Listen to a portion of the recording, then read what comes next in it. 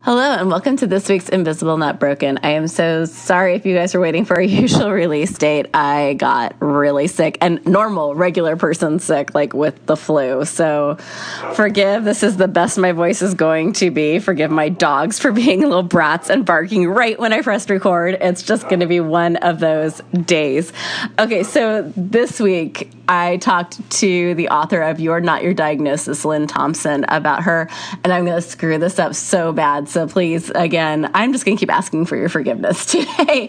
Polycythemia Vera. It's a blood disorder, and after 6 months of doing a chronic illness podcast, I had never heard of this before. So this is a really fun interview that I got to learn so much about. She absolutely could be a vampire's dream. Her blood does not seem to have a switch off for the platelets. We've found out all about our how you can get a diagnosis from pre-ops. That's an interesting little story. I had a great chat about blind dates with doctors. They never look like they do on Grey's Anatomy, and that is not a romance thing. It just really does feel like you're always being set up with new doctors, and it has the same sort of nerves when you walk in. The Inquisition can learn a thing or two from medical tests. And these are some very wasteful vampires. They take a whole lot of extra blood and throw it away. We had a really great talk about who you are before illness.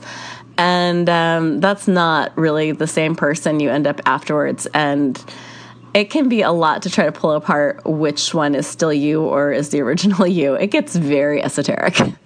Also had a little bit of a discussion about what it's like to be wrongly diagnosed with something that could be possibly fatal. Had a wonderful talk, and I'm so grateful that she was so willing to open up and discuss this, but a real talk about dealing with depression and loss. And we also had a lot in common with our master's degrees and I think she was going for her PhD, but academia and the way out of adulting. And a huge thank you to all of the moms of chronically ill adults and everything they do.